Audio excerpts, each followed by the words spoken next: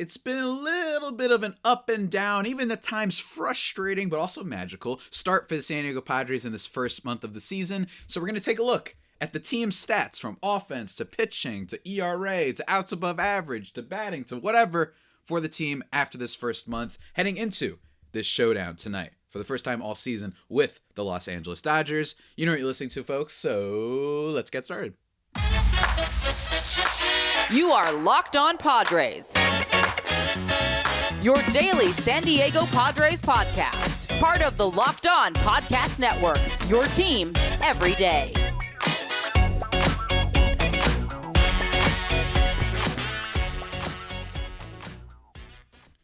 Greetings, ladies and gentlemen, and welcome to an edition of the Locked On Padres podcast, which is part of the Locked On Podcast Network, your team every day for Friday, May 5th.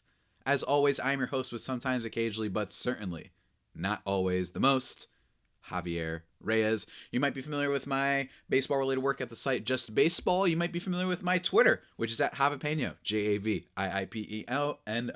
P-E-N-O. There we go. Or you can follow me on Twitter at LO_Padres, where I'd like to live tweet the games. I will certainly be doing that tonight for the first showdown against the Dodgers. And you can also check out the YouTube and see whatever fit or whatever I'm rocking, my one-piece water bottle that I drink out of pretty much every show. Whatever you want. Pac-Man, Tatis bobblehead, all that stuff. And by the way, the bobblehead, check out a link in the description if you want it, of Mr. Nando. Today's episode, guys, is brought to you by BetterHelp. BetterHelp connects you with a licensed therapist, which is very important, and who can take you on that journey of self-discovery from wherever you are. Visit BetterHelp.com/LockedOnMLB today to get 10% off your first month. And today's episode is going to be fun, guys. We're going to be looking at the Padres team just from a statistical perspective and just kind of giving my thoughts on, as a whole, how the team performed this month. I think that the thesis / the overall synopsis, I think, of the Padres so far this season has been treading water, but a little bit better than treading water. That almost sounds like they're like they're almost drowning. No, I would say that the Padres have just been steady, and every time you think that they're going to blow up, unfortunately they haven't. I complained a lot the other day about how it was really frustrating that with the game on the line, you got first and second, nobody out, Manny, Soto, and Tatis all come up with nobody out, can't move the runners up. That's a nice microcosm of the Padres offense this year, but they've also had some good stuff, and every time it looks like they might be falling apart, they manage to come back. So again, they've just been steady. They haven't been breaking out. They haven't been that amazing, just immaculate team I think that a lot of people expected, which is okay. That happens every now and then. But I think that the Padres in general, given expectations, have been a little disappointing. But given the fact that they're still 17-15, you could call for worse, especially, again, with just less than, a sixth of the season, if I do my math correctly. Sometimes I'm not a big math guy all the time, but yeah, they've been treading water. And yes, they don't have the best run differential. They're -3 right now. They're third in their division behind the Diamondbacks, who have a 17-14 record, and the Dodgers, who, despite having a lot of players that have been just kind of underwhelming in a lot of ways, and a lot of starting pitching outings where you feel like they've been getting blown up, they're still 19-13 with a run differential of +42. And that is, if I'm not mistaken, the third highest of any team so far in the National League. So again, the Dodgers, as much as people yell at me for being like, well, they lost their stars, they lost Trey Turner, the Dodgers are more. They're the sum of their parts. You know what I mean? They're not just a couple of star players. And I think a reason for their success has been the breakouts of guys like James Outman. Jason Hayward's stats have been awesome. They've revitalized him to a degree. Then Miguel Vargas, who had a big game for them. He's their rookie, kind of manning third base for them a little bit. Every now and then, I think first base, but mostly third, I think. I'm not entirely sure what they do with Miguel Vargas. I haven't been paying attention. But he's a potential sneaky, if you want to make bets, we are sponsored by FanDuel. I think Miguel Vargas might be an interesting one for you folks out there. But enough about the other teams. Let's talk about the Padres. Let's talk first about starting pitching this season. And starting pitching has been, I think, and I think most other people think, probably what was expected to be the biggest weakness of this team. Not because the front of their rotation is bad. You got Joe Musgrove, you got Yu Darvish, you got Blake Snell, but because of the back, everyone says, oh, you just brought in Michael Wacha, and how's Seth Lugo going to perform, and what are they going to do with Nick Martinez, right? Like, what's going to happen there? And while all of those guys have had some less than impressive starts. The back end of the rotation hasn't been too bad. They're kind of just getting into the swing of things. And to be honest, I think the back end of the rotation has been pretty friggin' solid for the most part, I would say, honestly. Michael Wacha currently rocking a 5.46 ERA, which isn't great, but he's had some good starts every now and then. And given that I think that there was some regression expected for him, I'm totally fine with it. You know what I mean? I think it's going to go down. I don't think he's going to be a 5 ERA guy. But again, he's a guy who is just going to try and fill innings and be decent for the team. The exciting stuff has been with guys like Seth Lugo, who's currently rocking a 3.2. I don't know how long that's going to last, but I really wonder about that. He actually has the highest sprint rate in all of Major League Baseball on his curveball, which was brought up by my buddy Clay Snowden on the last episode, which is cool. That's been like a nice put away pitch for him. But I am still worried because people are hitting him hard, and it's not like he's striking out enough batters. So I am worried that 3.2 ERA is a little bit misleading, and that's going to change down the line a little bit. But, for the most part, again, this has been a little bit of a rocky start for the starting pitching department. And while I think that a guy like Lugo may regress and whatnot, I think that, other guys are going to step up. Namely, Joe Musgrove and Blake Snell, I think, are going to step up. But as it currently stands, the Padres as a team are 14th in Major League Baseball in starting pitching ERA.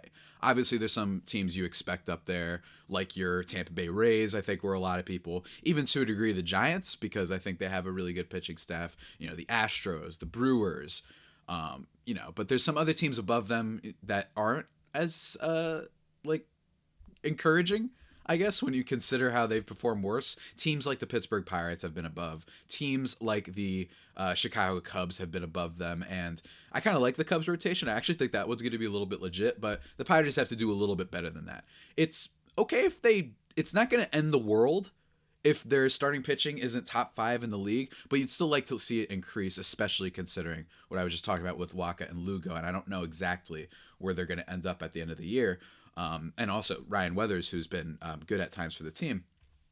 I think, though, that overall, Darvish, he's got a 3.6. Totally makes sense. Musgrove, he's currently got a 10.8, but that's not exactly his fault because the Mexico City series kind of inflated, and he just got back. So that's going to be a plus for the team. And Blake Snell probably had one of his better starts of the season against the Reds the other day. Going 6 innings, he only gave up 3 runs, and he didn't walk anybody, he struck out 7. So hopefully Snell is going to start entering that phase of the season when he starts really kicking it on. So 14th for ERA overall, I think is pretty solid because I think we're going to get improvements from Snell and Musgrove to make up for the back of the rotation if Wacha doesn't figure it out. And if Lugo starts regressing, which is what I think might happen, I think that's more than okay. I think this Padres team, I'd be more worried if they were in like the 20th range, you know what I mean, for starting pitching ERA. And don't get me wrong, they still have issues, right? Like there's still going to be issues that arise as the season goes down. We still have to worry about injuries. We have to worry about how much depth that they have. And, it's going to be interesting to see how it all kind of plays out, I think, over the course of the season with starting pitching. But one thing we also got to talk about isn't just starting pitching, guys. Not just starting pitching, all right? It's not always about the pitching, Spider-Man. You know what I mean? Hold on, let me see if I can find it really quickly. See if I could find it. Where is it? Relievers. That's what we're looking at. We're looking at relievers now, folks. I want to talk about relievers so far. And to me, this has been a really, it's been like there's been no middle ground, it feels like, with relievers for the San Diego Padres so far. They've kind of been a little bit up and down. Nothing terrible, but they've had some guys that have really regressed this year, I think. That being Nabil Crismatt, that being Luis Garcia, 2 guys who were really awesome for the team last year, which I think also paints a good picture of just how, bullpens can often be, right? It's the most volatile position probably in the entire league, and every now and then you're going to have a guy who has the best season of their career, but then they'll follow that up with something extremely mid. And that's kind of what's happened this year, is that the Padres have had a mixture of your excellency, which is someone like Steven Wilson, who I know currently has a 4.5 ERA, which is inflated, I think, the overall team ranking. They're 20th in the majors in ERA for amongst relievers. Granted, I think that they're going to get a little bit better when other guys kind of improve as time goes along.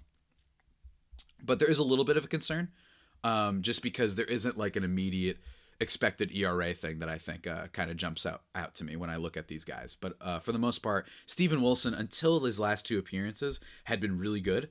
And against the Reds, he struck out 2, didn't walk any, didn't hit anybody. That was really good. But for the most part, it's just 2 bad outings. One against the Cubs, where he only went 2/3 of an inning, and one against San Francisco in that crazy ballpark of theirs. Josh Hader's been excellent. No surprise there. We're hoping to get Drew Pomeranz back soon. Maybe he can help the bullpen as time goes on. Tim Hill, 3.2 ERA, and he's striking out more guys. Last year, that was a big problem with him, and he's been striking out just a few more guys this year, so that's nice to be seen. But again, it's been a little bit. It's guys like your Steven Wilson getting blown up. It's guys like Domingo Tapia, who has improved as the season has gone along. He got sent back to the minors. He got sent back up.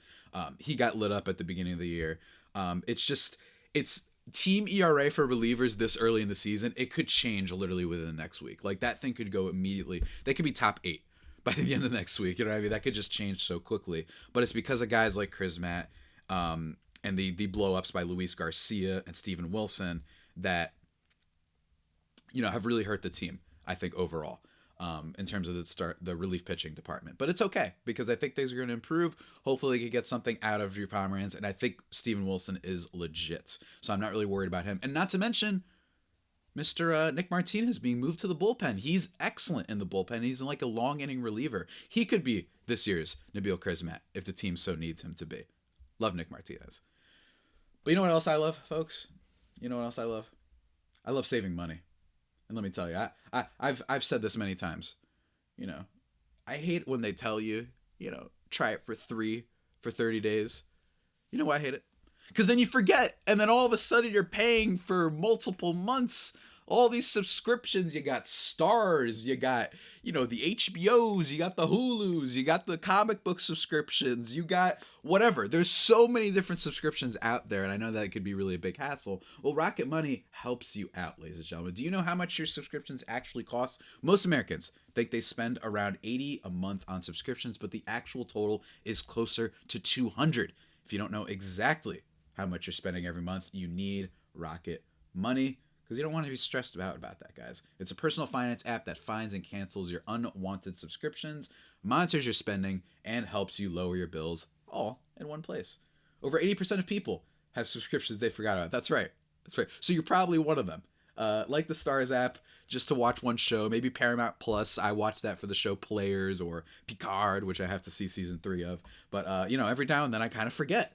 Maybe I'm not going to watch anything more, and this is what happens. Well, Rocket Money has you covered, and it's really fantastic. It'll quickly and easily find your subscriptions for you, and for any you don't want to pay for anymore, just hit cancel, and Rocket Money will cancel it for you. It's just that easy. It also helps you manage all your finances in one place and automatically categorize your expenses, so you can easily track your budget in real time and also get alerted if anything looks off. Over 3 million people have used Rocket Money. You know how much that saved them? Up to $720 a year, the average person. Crazy, right? It's nuts when you think about it. It really is. So stop throwing your money away, cancel unwanted subscriptions, and manage your expenses the easy way by going to rocketmoney.com/LockedOnMLB. That's rocketmoney.com/LockedOnMLB. And we're back. Everybody here on the Locked On Padres podcast, killing it, I think, as usual, just like the Padres have been when it comes to their team so far. I think that so far throughout the season, though, again, I really want to emphasize, they've been steady. They haven't been outstanding. They've had some good players. I just mentioned with the bullpen that I think that's going to be a strength for the team down the line. I just think that, they've had a blow up by Wilson, and, they've just have some guys that have been a little bit frustrating, but I think overall they'll be better there. But granted, 14th in starting pitching ERA and 20th in relief pitching ERA isn't the most exciting in the world. Now we have to talk about the offense. The offense has been, oh man, look, I talked about it at the top of the show. That the Soto, Manny, Tatis moment was a really great encapsulation of what it's been like watching the Padres so far this year on offense. And for the most part, the big thing has been runners in scoring position. And that's resulted in, some not overall great team statistics either. Before we even mention the runners in scoring position, there's currently 22nd in batting average, 16th in on-base percentage, 14th in runs, 12th in home runs, 15th in slugging percentage. That's not great. That's not great, ladies and gentlemen. That's the definition of a mid offense. And we ain't from the Midwest. We should do a lot better than that. That was mean. But that's like the joke when they said the mid. I remember that's where it came from. They call it the Midwest because everything in it is mid. That's where the joke comes from. I'm not trying to be mean to my Midwest folk. That's where the joke comes from. But so far on the season, it's been runners in scoring position. There's currently 29th in the league and with batting average and runners in scoring position, hitting only 210. The only team that's worse than them so far has been the Detroit Tigers. That's right. Teams like the Oakland A's. Teams like the Seattle Mariners, who seemingly haven't been able to score all that much this year. The Washington Nationals seemingly have been better. Oh, yeah. Not great, right? And if you don't want to go by just batting average, in terms of WRC+, the Padres are the 4th worst team with runners in scoring position this year, which says a lot. The only teams worse being the Colorado Rockies, the Kansas City Royals, and the Detroit Tigers. And that's where the Nationals actually are 26, by the way. But that says a lot, in my opinion, about the offense and kind of explains those problems. They just haven't been clutch at all. And last year, the team was incredibly clutch in a lot of ways. You had big hits from Ha-Seong Kim, Mr. Jacob, I don't know why I call him Jacob Cronenworth, every now and then, he was getting hits with the team with runners in scoring position last year.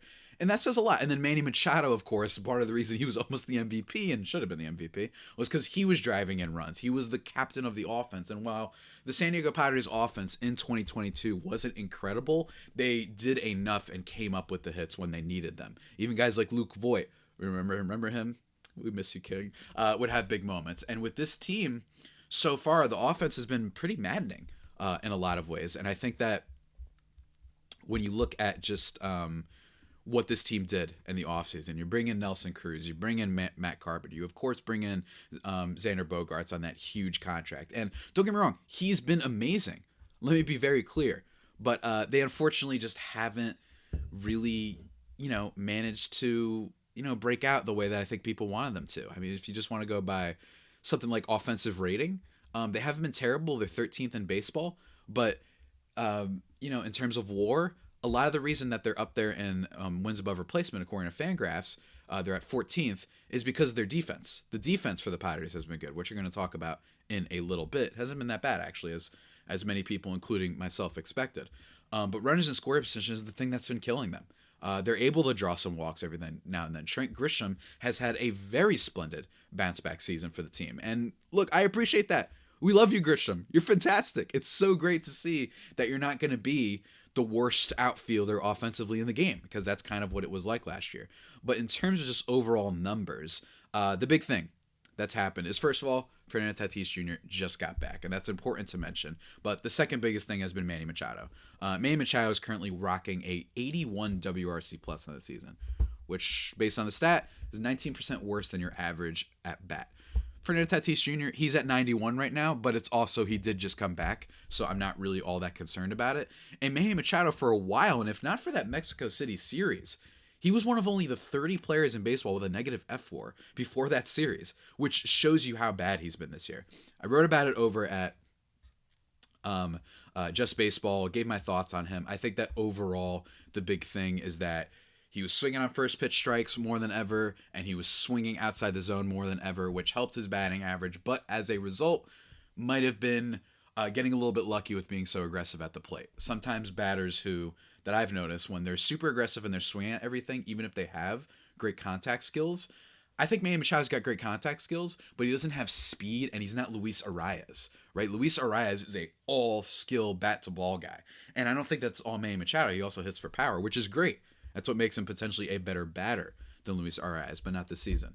And I think that as a result, the BABIP, the fact that he doesn't have that as much speed, this isn't 2001 Ichiro Suzuki, can't make up for it, and that's really hurt him a lot. But have to admit, he's been swinging a little bit of better bat lately, not just the Mexico City series, but even when they didn't get that hit in that Reds game that I keep talking about, he did make pretty good contact on a ball that ended up flying out to left field. So I think Manny's gonna get much better. But it is a really frustrating start for him. In terms of the rest of the team, though, Xander Bogaerts. I mean, he's been the best player on the team so far this year. He's got a 138 WRC plus. He's been phenomenal, and that's basically all you could ask for is 11% walk rate and 14% strikeout rate. Just awesome stuff. Yes, You might be wondering, oh, well, his BABIP must be super high. Well, first of all, he's always been kind of a speed guy. He kind of gets on base in that way to a degree, just because he doesn't steal bases. That doesn't mean that speed isn't a part of his game. But he's still got a 304 BABIP, which isn't all that high. I think that his BABIP was just astronomically high a couple weeks ago, which suggested that he was going to hit below 300, which he is. He's currently slashing 291 with, though, 378 on base and a slugging of 479. He has been awesome, and I'm not worried about him whatsoever. Even when he goes through the slumps and whatnot, I just think overall he's got such a good eye at the plate. He's not swinging at bad pitches, and while he's not going to hit the ball as hard as a Soto or as hard as even a Manny or a Tatis every now and then, bat-to-ball skills and the walk rate are excellent for him. Second in WRC Plus on the team is the much-maligned Juan Soto. That's right, folks. He is finally kicking into gear, and that happened especially over the last week or so. In fact, I tweeted out from the Locked On Padres account yesterday, which people seem to enjoy. Last 15 games, Soto is currently slashing 288 with a 448 on base, 481 slugging percentage, and a 159 WRC plus. Those are MVP Juan Soto numbers that we know. He's looked a lot better. Early on in the season, swinging through a lot of strikes, not swinging when he probably should have on getting a lot of called strike threes, but he's improved dramatically as the season has gone on. And of course, I know, I might get some comments. Javi, you've been pontificating about, are we sure that this was the right move for the team? I'm not backing off of that. I still have emphasized that there's a gray area in my take on the matter, which is, if you knew the team was signing Xander Bogaerts, would you want to have traded every single asset you have still for Juan Soto? I just think it's a good question to ask, because I'm not saying that you want an Abrams. As someone pointed out to me, he leads the majors in errors. Yeah, he's a 22-year-old kid. I don't care. You know what I'm saying? But, with James Wood, with Mackenzie Gore, who has been awesome for that team, with Robert Hassel as a prospect, just having all those assets, maybe you get to improve around the edges with some of these other things we're complaining about, whether it be relievers or it be with, bottom of the lineup guys, maybe it be with catcher, right? Maybe you could make a move to improve the rest of your team without giving up every single asset you have. And don't get me wrong, I know that the farm has been gaining a little bit of steam outside of just like Jackson Merrill. There's a little bit of hope that, say, a guy like Rougned Odor might get replaced by someone from the minors soon, which would be great. I'll take it, because I don't like Rougned Odor and he's just not very good. But for sure, I think that that they have a farm that is not just desolate, right? But it's just a lot harder for them to maybe make those big impact moves. We'll see, though. We'll see as time transpires. I've often said on this podcast that a really difficult thing about about trades in baseball and doing trade predictions is that we really don't know what teams are going to do. For a lot, everyone's calling Jackson Merrill the best prospect, but maybe someone like Dylan Lesko is actually the guy that every team wants, and that's what all it will take, right? Everyone always assumes what it's going to take to make a move, which I'm doing right now myself.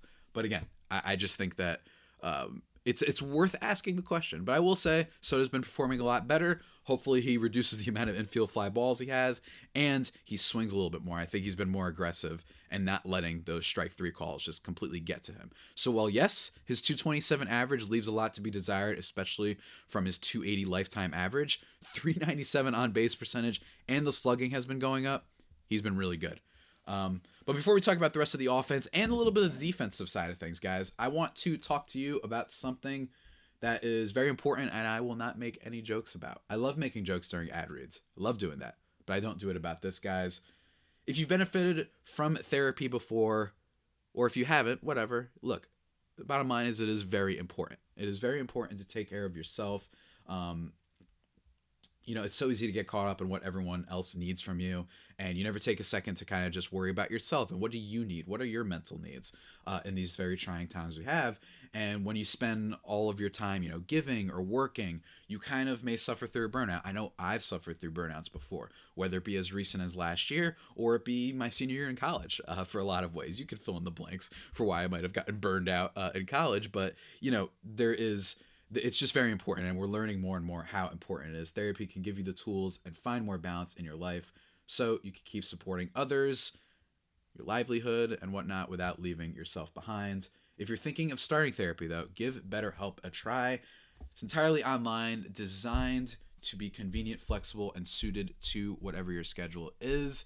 And that's really important. I am all for making therapy as convenient and as easy to use for everybody, as easily accessible no matter what your kind of background is, at least making it easier for a lot of folks. And I think BetterHelp is doing that. So go check it out, guys. Just fill out a brief questionnaire to get matched with a licensed therapist and switch therapists anytime for no additional charge. And that's totally cool. Remember, hey, switching your therapist, that's important. Maybe not everyone matches for you. You got to find the right one that works for you. And BetterHelp helps you out with that. Find more balance with BetterHelp. Visit BetterHelp.com/LockedOnMLB today to get 10% off your first month. That's BetterHelp, HELP.com/LockedOnMLB. Go check it out.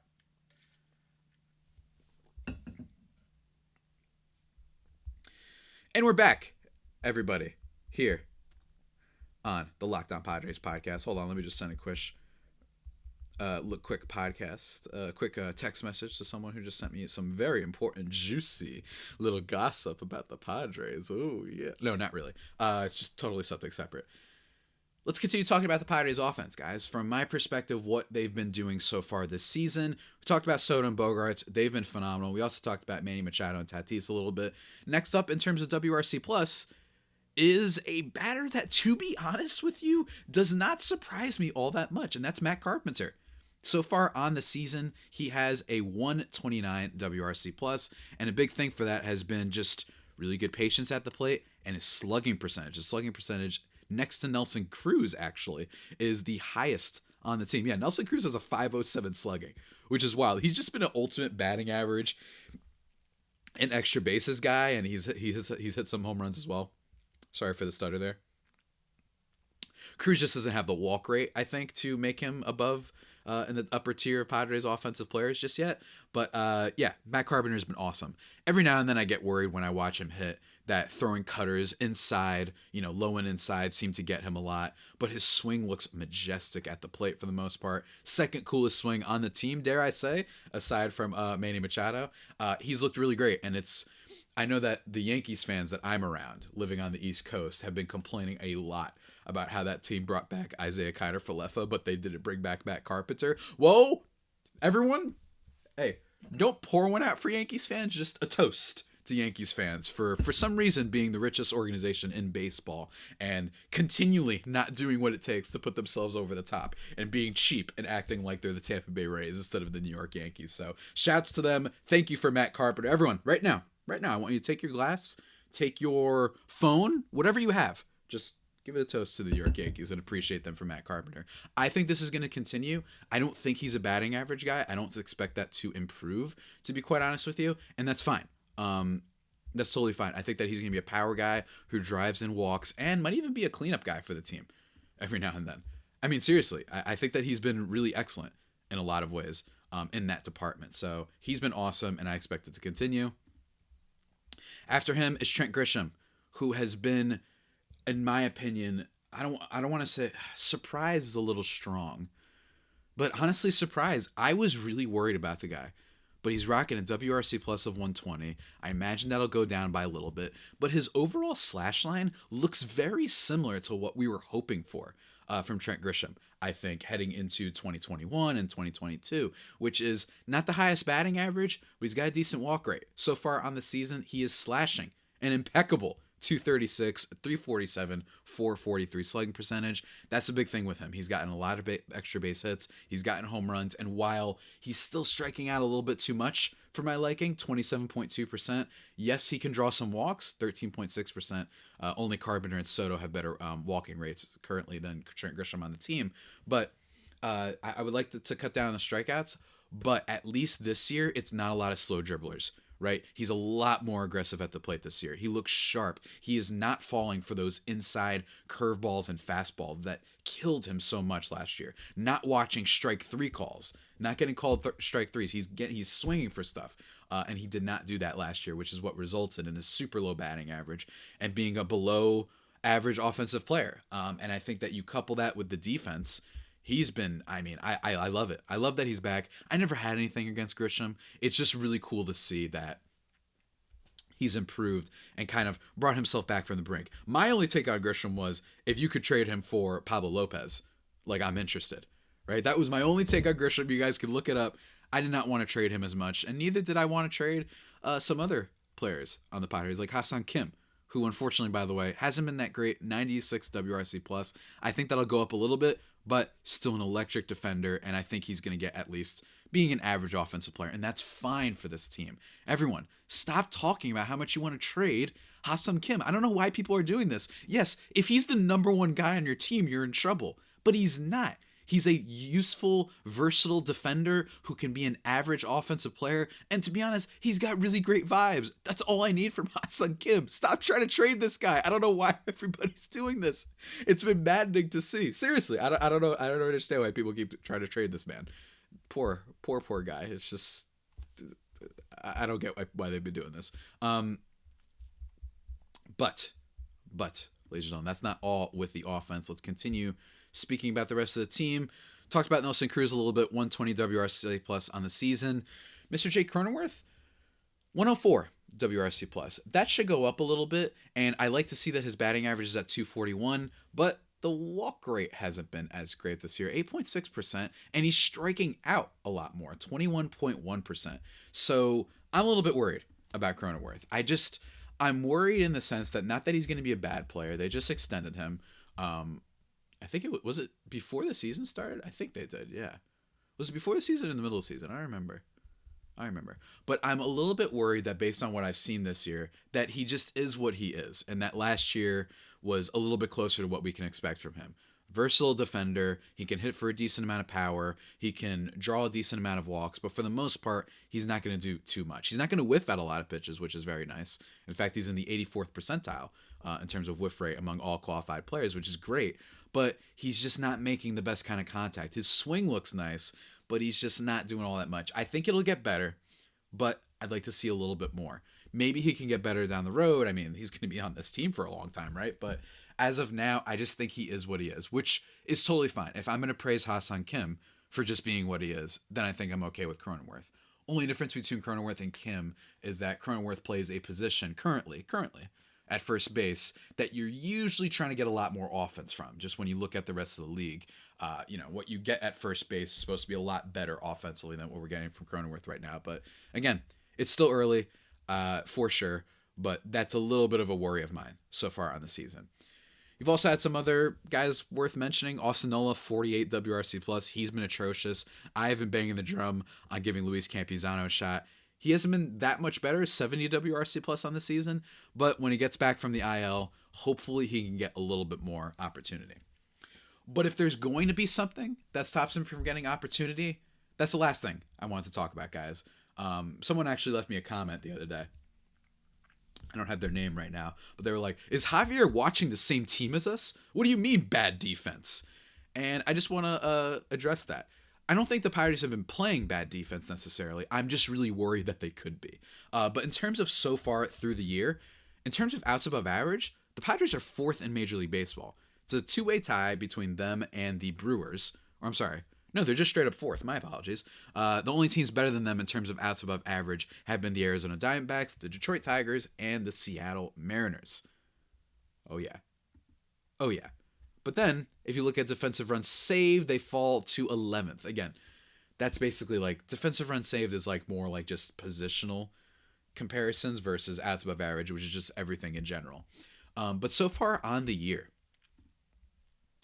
I'm still a little bit worried, and I know that this isn't based on stats. I am just worried that overall they've had a lot of players change positions, and that just the sheer shakeup of the lineup may cause some issues, especially down the line as we go further into the season. But there hasn't been really all that much bad defense. While Manny Machado has been atrocious at the plate for the most part, he's been excellent defensively, which he always is, which is great, which is probably what's keeping him in the positive when it comes to his total FWAR win. His total FWAR... Hold on. His F4 total. I don't know why. Total F4 total. That was a weird way of saying it. But he's in the 89th percentile in terms of that. He's been very good defensively. He's made some spinning, like kind of turnaround throws to first base, which have been awesome to see. I love that. I love that he's playing a lot better. But it is still worth pointing out that the Padres, because of all the different positions that everybody's playing, I'm still a little bit worried. But in terms of overall, there has been some pluses. Juan Soto. I talked about it a lot before the season. For him to win the MVP, my biggest concern was defense. Last year, 1 percentile in outs above average. He was atrocious. You saw him. And you've seen him at the beginning of this year. He had a couple fly balls at him and Grisham. There was some miscommunication. He's had some drops the first 2 games of the year against the Rockies. He looked atrocious. But ever since then, he's cleaned it up a little bit. You know what I'm saying? He's currently 67th percentile in outs above average, and he's got an outfielder jump in the 77th percentile. Arm strength in the 60th percentile, that's not bad. I don't think he's going to be a Gold Glove guy. But my biggest thing was, and you could go look up my preview before the season, if Juan Soto cleans up his defense to at least being average and not like a liability that it was last year, then that's how he wins the MVP. That's what makes him more of a complete player. As long as he's not atrocious defensively, I think the bat eventually will come. I think he's just too talented, and that eventually he'll figure it out. And even if he's only a 240 batting average guy, if he's walking at a 400 on base rate and he hits for power, then the batting average might not even matter that much. So I'm not as worried about that. My biggest worry will be the defense. And so far he's shown some improvements there, so that's very cool to see. Although I have my suspicions. The next defender to talk about, everybody knows about Grisham. He's been awesome. He's been making some diving catches lately too, which I like to see. Getting on the highlight reel just a little bit more. Fernando Tatis Jr. And by the way, it's also worth mentioning that Grisham, and in terms of outs above average and all that stuff, hasn't actually been as excellent as usual. I think that'll get better, but not as excellent as usual. 55th percentile in outs above average, outfield jump, and 65th percentile in arm strength. He'll get better. I think he's going to get better, but it's worth bringing up, different outfield partners. You know what I mean? Maybe that's throwing him off a little bit. Nice to see his bat getting better. But in terms of defense, I've been really impressed with Fernando so far.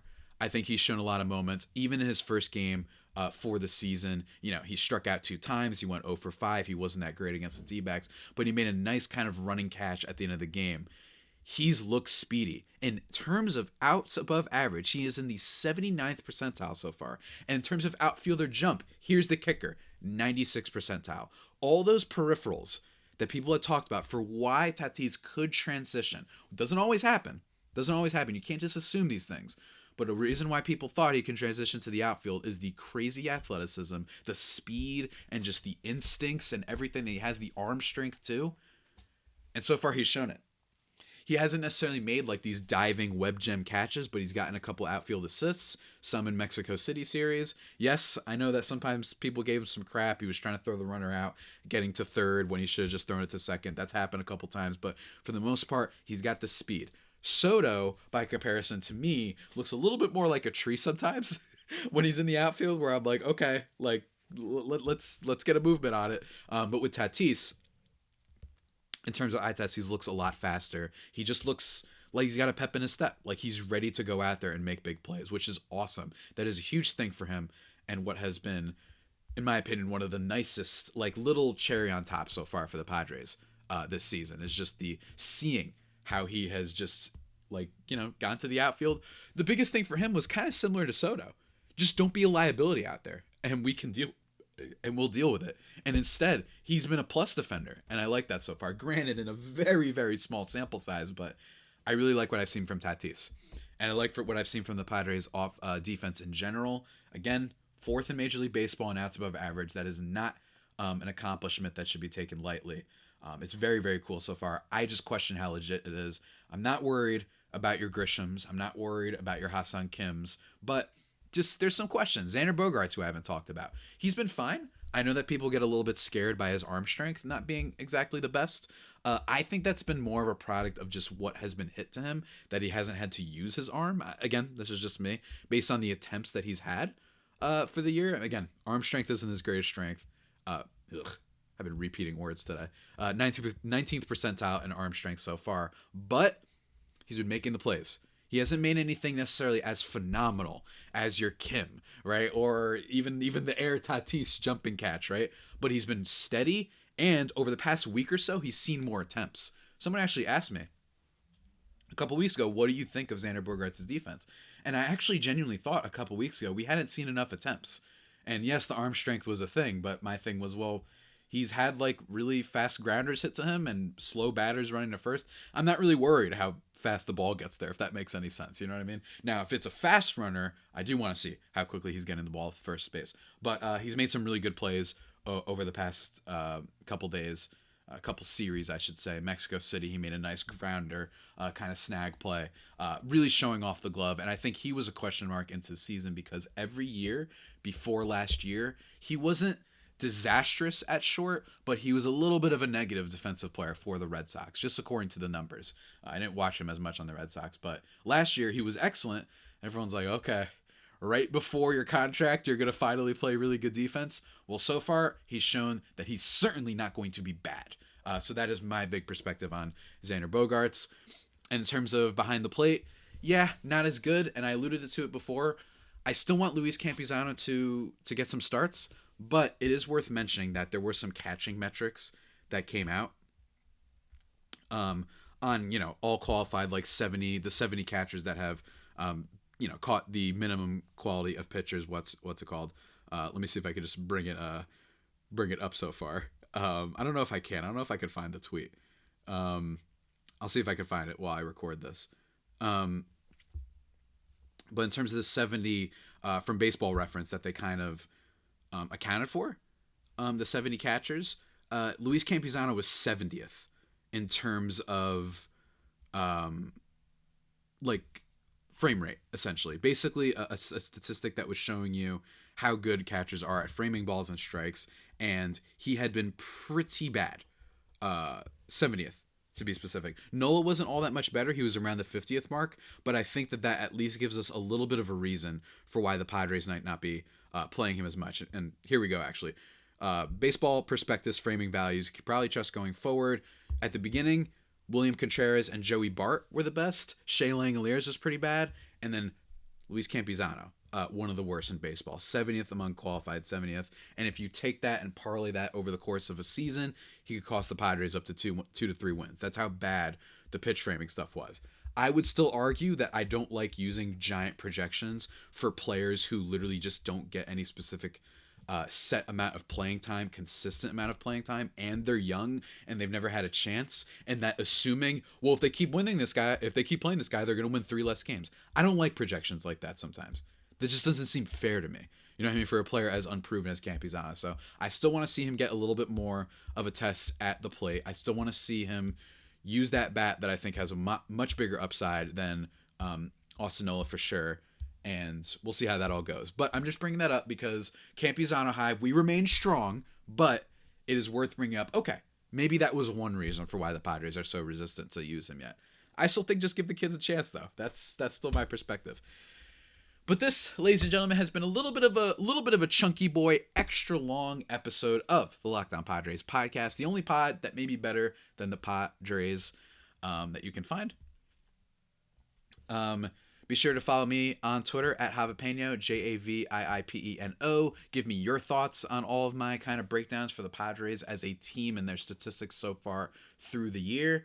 I think it's been okay. Hopefully they blow up and go nuclear by the time I do another monthly sort of recap on this. But for now, they are okay. They're steady. They're steady as a team, and I think things are going to get better.